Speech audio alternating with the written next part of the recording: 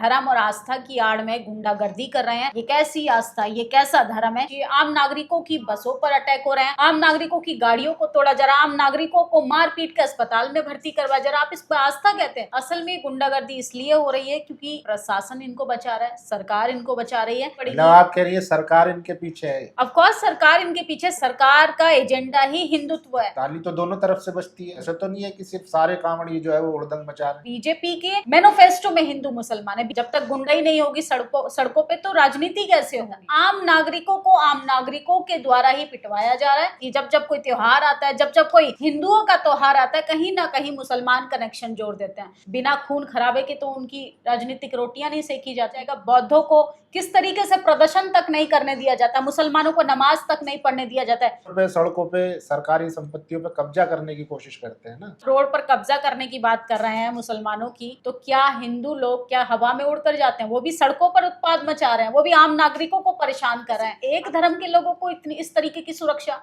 वो भी प्रशासन की मौजूदगी में लोगों को पीटा जा रहा है। क्या आपको डर नहीं लगता है कि सरकार से जिस तरीके से आप सवाल कर रहे हैं? सरकार अभी वर्तमान में सत्ता पर काबिज है, उससे सवाल नहीं पूछा जाएगा तो क्या नेहरू जी से पूछे, क्या तो पाकिस्तान जाके जिन्ना जी से पूछे, किससे पूछे? भाजपा सरकार से पेपर पर विकास करती है। आदाब, नमस्कार, मैं फैसल और आप देख रहे हैं नेशनल दस्तक। पिछले एपिसोड में आपने देखा था कि किस तरीके से राधिका यादव और जो ऑनर किलिंग होती थी हमने डिस्कशन किया था। इसी तरीके से हमारी कोशिश रहेगी कि जो भी समाज से जुड़ी हुई खबरें हैं हम उस पर अपनी चर्चा करें और आप लोगों तक वो चीज़ पहुंचाएं। अब हमारे साथ जो है मौजूद है हमारी सहयोगी निधि रतन। इनसे जानने की कोशिश करेंगे कि हाल ही में जो कांवड़ यात्रा चल रही है और उसमें जो खबरें आ रही है, ढाबों पर मारपीट करना या नाम पूछना, जो इस तरीके की खबरें आ रही है। एक टीचर कहते हैं कि आप कांवड़ लेके मत जाइए, अपनी शिक्षा पे ध्यान दीजिए, तो उन पर भी एफआईआर हो जाती है। तो उसी पर कोशिश करेंगे कि इनको समझे, चर्चा करेंगे और कांवड़ जरूरी है, शिक्षा जरूरी है, उसी पर जानने की कोशिश करेंगे। तो सबसे पहले हमें ये बताइए कि जिस तरीके से पिछले हफ्ते भर से कांवड़ यात्रा चल रही है, खबरें भी लगातार आ ही रही है, कहीं किसी को मार दिया, पीट दिया, इवन यहाँ तक कि 600 रुपये न देने पड़े खाने को, वहाँ भी हिंदू मुस्लिम का एंगल लगा के वहाँ भी उन्होंने मारपीट की। तो कैसे देख रही है कांवड़ यात्रा को? जो धर्म के मतलब जो धार्मिक लोग हैं, जो आस्था के साथ जाते हैं, कहीं ना कहीं उनकी भी बदनामी होती है, कुछ जो तत्व होते हैं जी। तो इसको कैसे देखें? चूँकि पहले तो आपका शुक्रिया कि आप इन तमाम मुद्दों पर बातचीत कर रहे हैं और मुझे प्रीफर कर रहे हैं कि मैं इस पर जवाब दूं। आपने पहले देखा होगा कि जब सावन का महीना आता था तो लोगों के अंदर एक उत्साह होता था, लोग झूला झूलते थे, एक यूनिटी होती थी, आस पड़ोस के लोग सब इकट्ठा होकर इस फेस्टिवल को, इस सावन के महीने को, क्योंकि बरसात होती है, ट्रैवल कम करना होता है, तो लोग अपने गांव आस पड़ोस में ही खुशी होकर इस त्यौहार को, इस महीने को सेलिब्रेट करते थे। लेकिन पिछले कई सालों से इस तरीके का माहौल है कि आस्था का नाम देकर सड़कों पर उत्पाद मचाया जा रहा है। और ये आस्था नहीं है, जो सड़कों पर हमें जो चीज़ें देखने के लिए मिल रही हैं कि आप तमाम आम नागरिकों को परेशान किया जा रहा है, आम नागरिकों की दुकान को तोड़फोड़ कर सोचिए, आपने वो वीडियो देखा होगा, एक महिला बेचारी कितनी बेबस लाचार होकर रो रही थी। एक जिंदगी लगती है कोई दुकान या मकान बनाने में, और लोग किस तरीके से धर्म और आस्था की आड़ में गुंडागर्दी कर रहे हैं। असल में गुंडागर्दी इसलिए हो रही है क्योंकि प्रशासन इनको बचा रहा है, सरकार इनको बचा रही है, क्योंकि सरकार को भी अच्छे से पता है कि अगर हम धर्म के नाम पर युवाओं को गलत ट्रैक पे नहीं भेजेंगे तो हमें कहीं ना कहीं इनको नौकरी देनी पड़ेगी। आप कह रही है सरकार इनके पीछे है? ऑफ कोर्स सरकार इनके पीछे, सरकार ही हिंदू कार्ड पर चल रही है, सरकार का एजेंडा ही हिंदुत्व है। हिंदुत्व अगर एजेंडा नहीं होता तो सरकार इन पर कानूनी कार्रवाई करे। सोचिए प्रशासन को किस तरीके से जी हुजूरी करने के लिए सड़कों पर कर दिया है, फूलों की बरसात करवाई जा रही है, प्रशासन से बिस्किट बंटवाए जा रहे हैं। क्या इसीलिए किसी व्यक्ति ने एग्ज़ाम क्रैक किया था? हाँ, और जब लंबी कतारों की अलग से व्यवस्था की गई है तो आम नागरिकों के लिए अलग से रूट तैयार कीजिए। आम नागरिकों की बसों पर अटैक हो रहे हैं, आम नागरिकों की गाड़ियों को तोड़ा जा रहा है, आम नागरिकों को मार पीट के अस्पताल में भर्ती करवाया जा रहा है। आप इस पर आस्था कहते हैं? असल में ये आस्था नहीं है। आस्था के नाम पे कुछ लोग धर्म के नाम को गलत और बदनाम कर रहे हैं। असल में ये वही लोग हैं जो नशा कर रहे हैं, जिनको लगता है कि हमारी सरकार चल रही है, हम सड़कों पर अपनी मनमानी तरीके से गुंडाई कर सकते हैं। नहीं, ये तो एक पहलू हुआ कि भाई सिर्फ कांवड़ियों का ये पहलू हुआ कि वो हुड़दंग मचा रहे हैं या मारकाट कर रहे हैं या गुंडई दिखा रहे हैं। लेकिन दूसरा पहलू ये भी तो है ना कि अगर वो रोड पे चल रहे हैं तो उनमें गाड़ी मार दी, कांवड़ खंडित हो गया, तो वो भी तो कहीं ना कहीं ताली तो दोनों तरफ से बजती है। ऐसा तो नहीं है कि सिर्फ सारे कांवड़ी जो है वो उड़दंग मचा रहे हैं। आपने देखा होगा कि कावड़ लेने कौन लोग जाते हैं, ST SC OBC, और चलने वाले कौन लोग हैं। कहीं आपने देखा कि किसी पॉलिटिशियन की गाड़ी टकराई किसी कावड़ यात्रा में, या किसी कावड़ को खंडित करने वाला कोई बिजनेसमैन का बेटा था। आम नागरिकों के द्वारा ही पिटवाया जा रहा है, आम नागरिकों को इन तमाम दंगों का हिस्सा बनाया जा रहा है। और आप बार बार कह रहे हैं कि दोनों तरफों, दोनों पहलुओं पर बात करनी चाहिए। दोनों पहलू साफ तौर पर दिखाई दे रहे हैं। सोचिए, आप अगर किसी धर्म के काम पर निकले हैं, आप कावड़ यात्रा पर निकले, धर्म का काम क्या होता है? आप निस्वार्थ होकर कोई धार्मिक काम के लिए निकलिए, सद्भावना, प्रेम का मैसेज दीजिए। लेकिन यहाँ तो कुछ और ही तस्वीरें देखने के लिए मिल रही हैं। यहाँ तो जिस तरीके से 2014 से पहले जो तस्वीरें हमें किसी भी त्योहार पर देखने के लिए मिलती थी, उसके अपोजिट होती है। जब कोई त्योहार आता है, जब कोई हिंदुओं का त्योहार आता है, कहीं ना कहीं मुसलमान कनेक्शन जोड़ देते हैं। शुक्र मानिए कि अभी एक खबर आपने देखी होगी कि मुस्लिम रिक्शा चालक ने कांच के टुकड़े फैला दिए सड़कों पर। वो हिंदू था, अगर गलती से मुसलमान होता तो उसका क्या हश्र होता। टेलीविजन किस तरीके से इस नहीं, उसमें तो जो हमारे दिल्ली के कानून मंत्री है उन्होंने बाकायदा ट्वीट भी किया है कि ये किसी साजिश का, इसमें कुछ साजिश नजर आ रही है और हम पूरी जांच करेंगे। लेकिन जब दिल्ली पुलिस ने उसकी इंक्वायरी करी तो मामला कुछ और निकला। ऐसे लोगों पर क्यों कार्रवाई नहीं होती जो ऐसी घटनाओं को अंजाम देते हैं? क्या सरकार को नहीं पता? क्या प्रशासन को नहीं पता? प्रशासन को ये तक पता होता है कि उसके इलाके में कौन फोन चोरी करता है और कौन बम बनाने का काम करता है। लेकिन प्रशासन कहीं ना कहीं, सरकार प्रशासन का सहारा लेके ऐसे लोगों को जानबूझकर ऐसे कार्यक्रमों में आगे बढ़ाने का काम करती है ताकि दंगे हो, सांप्रदायिक माहौल क्रिएट हो। जब तक गुंडाई नहीं होगी सड़कों पे, तो राजनीति कैसे होगी? क्योंकि आपको तो पता है सत्ताधारी लोग कैसे आए हैं सत्ता में। बिना खून खराबे के तो उनकी राजनीतिक रोटियां नहीं सेकी जाती। ये 2014 से पहले आप बताइए कि कितने मुसलमानों को, क्या इस देश में सिर्फ हिंदुओं की सरकार है तो क्या है सिर्फ हिंदुओं के मजहब का सम्मान किया जाएगा? बौद्धों को किस तरीके से प्रदर्शन तक नहीं करने दिया जाता, मुसलमानों को नमाज तक नहीं पढ़ने दिया जाता है। सोचिए, 5 मिनट नमाज पढ़ने के लिए कोई सड़कों पर आ जाता है तो पुलिस किस तरीके से लात घूंसों की बरसात। रोड पे सड़कों पे सरकारी संपत्तियों पे कब्जा करने की कोशिश करते हैं ना, पूरा रोड ठप कर देते हैं। अगर आप रोड पर कब्जा करने की बात कर रहे हैं मुसलमानों की, तो क्या हिंदू लोग क्या हवा में उड़कर जाते हैं? वो भी सड़कों पर उत्पाद मचा रहे हैं, वो भी आम नागरिकों को परेशान कर रहे हैं। अगर इस तरीके से माहौल क्रिएट किया जाएगा कि आप बौद्ध और मुसलमान, जैन लोगों को परेशान करो, उनके धर्म का सम्मान नहीं करो, डाइवर्सिटी देश में सिर्फ एक धर्म के लोगों को इतनी इस तरीके की सुरक्षा, वो भी प्रशासन की मौजूदगी में लोगों को पीटा जा रहा है। जो लोग प्रशासन के काबू में नहीं आ रहे, वो आम जनता का क्या हश्र करेंगे? सोचिए, ये तो सोशल मीडिया है, जो खबरें हमारे सामने आती हैं, सोचिए आम नागरिक का क्या हश्र होता होगा। नहीं तो जब अब भारत जो है लगभग हिंदू राष्ट्र जो है बन चुका है और तमाम जो है नेता खुले तौर पर मंचों से कहते हैं कि हम इसको भगवाए हिंद बनाएंगे, तो उसमें तो सिर्फ जो हिंदू हित की बात करेगा वो राज करेगा। मुझे लगता है शायद आप धीरेन्द्र शास्त्री की बात कर रहे हैं, जिन्होंने सोशल जस्टिस की धरती बिहार में जाकर कहा कि हम भगवाए हिंद बनाएंगे। वो एक गांव बनाकर दिखा दें, एक गली बनाकर दिखा दें, उसके बाद बात करेंगे। और शायद उन्होंने वो तस्वीरें नहीं दिखाई कि वहां पर ST SC OBC इतना जागरूक है कि उनके भगवा हिंद तो छोड़ो, वो उनके रैली में तक नहीं आया, कुर्सियां खाली थी। सोचिए कैसे हिंदू राष्ट्र बनेगा। और सिर्फ हिंदू राष्ट्रीय देश के नेशनल टेलीविजन पर बन रहा है, बीजेपी के प्रोपेगेंडा में बन रहा है, बीजेपी के होर्डिंग बैनर पर बन रहा है और उनके भाषणों में बन रहा है। धरातल पे किसी को कोई दिक्कत नहीं है। धरातल पे अगर मैं हिंदू हूँ तो मेरा पड़ोसी मुसलमान है तो मुझे कोई आपत्ति नहीं है। सद्भावना से, प्रेम से सब कोई रहना चाहता है। बस बीजेपी के मैनिफेस्टो में हिंदू मुसलमान है, बीजेपी के मैनिफेस्टो में हिंदुत्व है, बीजेपी के मैनिफेस्टो में सो कॉल्ड बीजेपी के जो कार्यकर्ता हैं वो भी उसी विचारधारा से इन्फ्लुएंस है। तो वही लोग इस माहौल को क्रिएट करते हैं और कहीं ना कहीं मुसलमानों से ताक जोड़ा जाता है। सरकार से आप बहुत जो है लगता है खफा है, इसीलिए बार बार सरकार सत्ता से सवाल कर रही है। शायद आपको पता नहीं है या सोशल मीडिया या टीवी नहीं देखती हैं।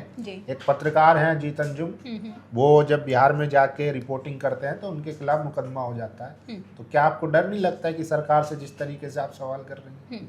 घर का अगर कोई मुखिया है और घर में किसी मेंबर को दिक्कत है तो सवाल किससे होगा? मुखिया से होगा, जाहिर सी बात है। जो उस घर का करता धरता होगा वही होगा। सरकार से सवाल नहीं करेंगे, जो सरकार अभी वर्तमान में सत्ता पर काबिज है उससे सवाल नहीं पूछा जाएगा तो क्या नेहरू जी से पूछें? जिस तरीके से बीजेपी लगातार बोलती है, क्या तो पाकिस्तान जाके जिन्ना जी से पूछे, किससे पूछे? मतलब आप सरकार से सवाल, तमाम पार्टियां हैं, विपक्ष के नेता हैं, उनसे पूछिए सवाल, सिस्टम से पूछिए, सिस्टम से सवाल। विपक्ष से तब सवाल पूछा जाएगा जब विपक्ष के लोग सत्ता में जाएंगे। अभी केंद्र सरकार भाजपा सरकार है, डबल इंजन नहीं अब ट्रिपल इंजन हो गई है, देश की राजधानी में भी बीजेपी की सरकार है, तो सवाल उससे ही पूछा जाएगा। और आपने एफआईआर की बात की, ये कोई पहली बार नहीं हुआ है। बस फर्क इतना है कि अजीत अंजुम एक सोशल मीडिया इन्फ्लुएंसर के साथ साथ एक बड़े पत्रकार और सवर्ण पत्रकार हैं, इसलिए उनकी खबर को हाईलाइट किया जा रहा है। आप देखेंगे तमाम ऐसी खबरें, रोजी रोटी की खबर दिखाने वाले लोगों पर भी एफआईआर थी। डॉक्टर काफिल याद है, गोरखपुर में बीमार बच्चों की खबर दिखाई, बेकसूर व्यक्ति को जेल जाना पड़ा। प्रशांत कनौजिया यार है, दलित समुदाय से आने वाले व्यक्ति को जेल की सलाखों के शुक्र मानिए कि अजीत अंजुम अभी जेल के बाहर है, जेल के पीछे नहीं है, क्योंकि यहाँ पर तो सच दिखाने की कीमत चुकानी पड़ती है। तो क्या लग रहा है अजीत अंजुम का जो जाति है उसकी वजह से उनको छोड़ दिया जाएगा? छोड़ा नहीं जाएगा, हाँ, चूंकि कुछ फेवर जरूर किया जाएगा। अगर यही कोई दलित होता, यही कोई आदिवासी होता, गलती से अगर मुसलमान होता, मैं मुसलमान बार बार इसलिए कर रही हूँ क्योंकि आज़ाद भारत में एसटी, एससी, ओबीसी अल्पसंख्यकों को विशेष तरीके से 2 दर्जे का नागरिक बना दिया है 2014 के बाद। 2014 में इसलिए बोल रही हूँ कि 2014 के बाद आप मीडिया का हाल देख लीजिए, पत्रकारों पर जितनी एफआईआर, क्या सवाल पहले नहीं पूछे जाते थे? यही कोई लालू प्रसाद यादव की सरकार होती, यही कोई मनमोहन सिंह की सरकार होती तो क्या सिस्टम से सवाल नहीं पूछा जाता था? लेकिन भाजपा सरकार है, सरकार को आप चुनौती देंगे, उसकी तो कीमत चुकानी पड़ेगी। कीमत चुकानी पड़ेगी। कीमत तो उत्तर प्रदेश में बच्चे भी चुका रहे हैं, वहाँ पर स्कूलों को मर्ज किया जा रहा है और सुप्रीम कोर्ट ने भी कहा है कि जो उत्तर प्रदेश का जो आदेश है या जो उनकी पॉलिसी है वो कहीं ना कहीं जायज़ है। इसको कैसे देख रही है? आपने देखा होगा कि अब तो स्कूलों की बात कर रहे हैं, मुझे तो हंसी आ रही है कि ऐसे भी कुछ पत्रकार बचे हैं जो स्कूलों की बात कर रहे हैं, स्कूलों की चिंता कर रहे हैं, स्कूल के बच्चों की चिंता कर रहे हैं, क्योंकि ये आजकल सुनने के लिए नहीं मिलता। विकास पर बात नहीं होती है, विकास पर डिस्कशन नहीं होता। उत्तर प्रदेश में स्कूलों को मर्ज नहीं किया जा रहा, ये संवैधानिक अधिकारों को मर्ज किया जा रहा है, ये वोट की ताकत को मर्ज किया जा रहा है, ये कहीं ना कहीं जो भाजपा सरकार ने उज्जवल भविष्य की कामना की थी उसको मर्ज किया जा रहा है। क्योंकि लगातार आप देखेंगे कि अगर स्कूल मर्ज कर किन बच्चों का नुकसान है? एसटी, एससी, ओबीसी बच्चों की, जो गरीब तबके से आते हैं। जो सरकारी स्कूल में कौन लोग पढ़ते हैं? किसी मंत्री का बच्चा नहीं पढ़ता, अमित शाह का बच्चा स्कूल नहीं जाता सरकारी स्कूल, या अमित शाह की फैमिली से, या नितिन गडकरी या देश के प्रधानमंत्री नरेंद्र मोदी जी के तो बच्चे ही नहीं है। तमाम ऐसे पॉलिटिशियन की बात करें, बिजनेसमैन बच्चों की बात करें, ये सिर्फ उन तमाम स्कूलों को उठाकर कॉरपोरेट लोगों को देंगे, जहाँ पर स्कूल शिक्षा पर कम बात हो, वहाँ पर व्यापार पर बात हो। नहीं तो जब वहाँ पे बच्चे एनरोल ही नहीं हो रहे हैं तो फिर ऐसी रिसोर्सेज को बर्बाद करने से क्या फ़ायदा? उससे बेहतर है कि मर्ज कर दें। अगर 2 जगह 25-25 छात्र आ रहे हैं, वो एक जगह बैठ के 50 छात्र पढ़े। अगर किसी गांव में इससे जो है एजुकेशन में क्वालिटी आएगी, ये तर्क सरकार का है। आप देखेंगे कि जिस गांव में स्कूल में बच्चे नहीं आ रहे, उस गांव में भाजपा के वोट कैसे आ जाते हैं?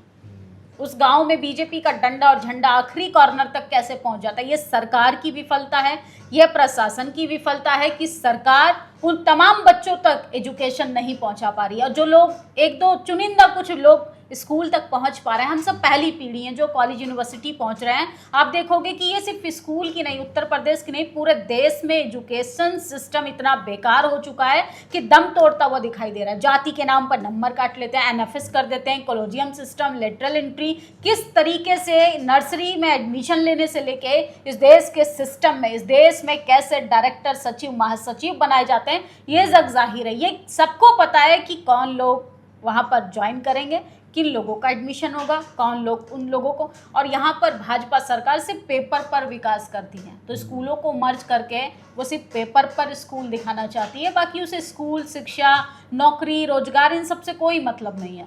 क्या लग रहा है स्कूल को मर्ज करके कहीं ना कहीं जो बहुजनों का आरक्षण है उसको निशाना, इनडायरेक्टली निशाना बनाने की कोशिश है? क्योंकि मर्जर होगा स्कूलों का, स्कूलों की गिनती कम होगी, फिर जो टीचर्स है उनकी भी भर्तियां कमी होगी, तो जाहिर सी बात है जिनको आरक्षण मिलता था वो भी ख़त्म ही होगा लगभग। तो इसको पूरा जो है प्राइवेट स्कूलों को जिस तरीके से प्रमोट किया जा रहा है, अडानी खुद अपने स्कूल लेके आ रहे हैं, तो इसको कैसे देख रहे हैं? बहुजनों के लिए कितना खतरनाक है ये? देखिए, जब स्कूल कारोबारियों के हाथ में जाने लगे तो समझिए देश की दुर्गति का समय आ गया है। देश के उल्टे दिन शुरू हो चुके हैं। सरकार को जो काम करना चाहिए था, सरकार को जो जिम्मेदारी लेनी चाहिए थी, सरकार उन सब चीज़ों को भूल के कहीं ना कहीं ST SC OBC के रिजर्वेशन पर डायरेक्ट प्रहार करे। आपने देखा होगा वर्गीकरण जैसा मुद्दा लेकर आती है, किस तरीके से ST और SC को आपस में भिड़वाने का काम करती है। कहती है जो लोग आरक्षण ले रहे हैं उनको छोड़ देना चाहिए। आप देखेंगे कि जो लोग सवर्ण जाति से आते हैं, जिनको आर्थिक रूप से उनको कमज़ोर दिखाकर आप उनको विशेष आरक्षण देकर दलितों से आगे बढ़ाना चाहते हो, OBC से आगे बढ़ाना चाहते हो, उन तमाम चीज़ों पर बात करने के बजाय आरक्षण को धीरे धीरे सिर्फ ये कहकर ख़त्म किया जा रहा है कि आरक्षण को अब ख़त्म कर देना चाहिए। क्या देश में सामाजिक कुरीतियाँ ख़त्म हो गई हैं? कितने लोग सिस्टम में हैं? कितने लोग दलित चीफ जस्टिस हैं? कितने लोग इस देश के तमाम ब्यूरोक्रेसी जॉब पर हैं? कितने लोग इस देश के सिस्टम में हैं और कितने लोग सरकार चला रहे हैं? हाँ, अब आप कहेंगे कि दलित प्रेसिडेंट हैं, OBC प्रधानमंत्री हैं। मुझे पता था कि आप यही बोलेंगे क्योंकि देश की मीडिया के पास तो यही है, और आप तो दलित चीफ जस्टिस भी बन गए। अगर दलित चीफ जस्टिस बन रहे हैं और हमें ये कहना पड़ रहा है कि देश के पहले दलित चीफ जस्टिस बने हैं, तो ये हमारी असफलता है। ये हमारे लिए कोई सम्मान की बात नहीं है, शर्मिंदगी की बात है कि आज़ादी के 75 साल बाद भी मात्र एक चीफ जस्टिस, एक आदिवासी महिला प्रेसिडेंट बन पाई है। और कितने आदिवासियों को इंसाफ मिल रहा है, कितने दलितों को इंसाफ मिल रहा है? असल में वो सिर्फ एक कठपुतली के तौर पर बहुजनों का इस्तेमाल करते हैं। बहुजनों के खिलाफ जो भी फरमान जारी करवाएंगे वो बहुजन नेता होगा, बहुजन जज होगा, बहुजन प्रेसिडेंट होगा। सब कुछ बहुजनों के मुंह से ही बहुजनों के अधिकारों को ख़त्म करवाया जाएगा, क्योंकि इस देश में सरकार अंबानी, अडानी, RSS और भाजपा सरकार चला रहे हैं। वो मोदी जी को भी साफ कर देंगे, क्योंकि कहीं ना कहीं अभी जो BJP में थोड़ा डाइवर्सिटी दिख रही है कैटेगरी को लेके, ST SC OBC की जो भागीदारी दिख रही है, वो सिर्फ इसलिए कहीं ना कहीं अभी मोदी जी की वजह से वो चीज़ें बची हुई हैं। RSS जैसे ही लीड लेगी सामने आकर, वो तमाम चीज़ें मुद्दों से गायब हो जाएंगी। तो आपको क्या लग रहा है कि जैसे आज हालात हैं, अगर आप सच्चाई दिखाते पत्रकार हैं तो FIR हो जाती है, मुसलमान है सड़कों पे चलते हैं तो पिटाई हो जाती है, दलित है कथा कहते हैं या OBC है कथा कहते हैं तो आपको जो है आप पर मूत्र छिड़का जाता है। तो क्या लग रहा है कि आज़ादी के 75 साल बाद भी जो संविधान सबको बराबरी का अधिकार देता है वो लागू नहीं हो पाया? ये कहाँ कमी रह गई कि आज भी जातिवाद है, सांप्रदायिकता है और तानाशाही है, तो कहाँ कमी रह गई इन सारी चीज़ों में? देखिए, इसमें नेताओं की भी कमी है और सबसे ज़्यादा जनता की कमी है। जनता जब तक भावनात्मक रूप से सरकार चलाती रहेगी, देश के हालात ऐसे ही रहेंगे। जनता का जिस दिन मुद्दा बन जाएगा विकास, जनता का मुद्दा बन जाएगा जिस दिन नौकरी, जनता का मुद्दा बन जाएगा देश की तरक्की, जनता का मुद्दा बन जाएगा कि हमारे बच्चे को हाथ में डंडा और झंडा नहीं चाहिए, हमारे बच्चे को अच्छी नौकरी चाहिए, तो उस दिन इस देश की सरकार को घुटनों पर आकर मजबूर होना पड़ेगा। और सबसे ज़्यादा इसमें अहम भूमिका मीडिया की होती है। अगर मीडिया की रीढ़ की हड्डी सीधा तरीके से काम करती तो आज सरकार से, सिस्टम से सबसे सवाल पूछा जाता। और सरकार जिस तरीके से आज तस्वीरें आ रही हैं कि कावड़ियों का उत्पाद हो रहा है, कहीं ना कहीं अगर वो बच्चे भी पढ़े लिखे होते, उन बच्चों के पास भी एजुकेशन होता, उन्हें भी अपने राष्ट्र से प्रेम होता, उन्हें भी अपनी सरकारी संपत्ति से प्रेम होता, तो ऐसी तस्वीरें हमें देखने के लिए नहीं मिलती। सिर्फ हमारा घर, हमारा परिवार ही हमारा प्यार करने की चीज़ें नहीं होती हैं। अगर हम राष्ट्र से प्यार करते हैं तो हम हर चीज़ से प्यार करेंगे। ये कैसी आस्था, ये कैसा धर्म है कि आप लोगों को परेशान कर रहे हैं, लोगों को पीट रहे हैं, लोगों को अस्पतालों में पहुंचा रहे हैं, और अब तो तस्वीरें इस हद तक आ चुकी हैं कि महिलाओं के साथ मारपीट हो रही है। तो अगर इसी को आस्था कहते हैं तो मुझे लगता है कि ऐसी खोखली आस्था से बचना चाहिए। जिस तरीके से लगातार कानून को अपने हाथ में ले रहे हैं, कहीं ना कहीं ये गरीबों को, शोषितों को, वंचितों को कानून तोड़कर फंसाने की साजिश हो रही है। चलिए, बहुत बहुत शुक्रिया हमसे बात करने के लिए। तो आपने सुनी चर्चा किस तरीके से कांवड़ यात्रा के बहाने गुंडाई हो रही है।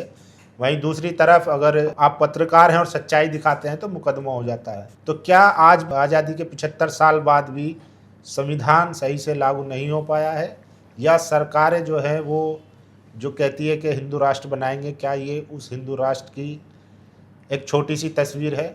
आप लोगों की क्या राय, अपनी राय जरूर दीजिए। शुक्रिया। नेशनल दस्तक की आपसे गुजारिश है कि अगर इसको बचाना चाहते हैं तो नेशनल दस्तक को सब्सक्राइब करने के लिए रेड कलर के सब्सक्राइब बटन को दबाएं, फिर बेल आइकन की घंटी दबाएं। नेशनल दस्तक को बचाने के लिए बहुत जरूरी है कि हर खबर को शेयर करें, लाइक करें, कमेंट जरूर करें।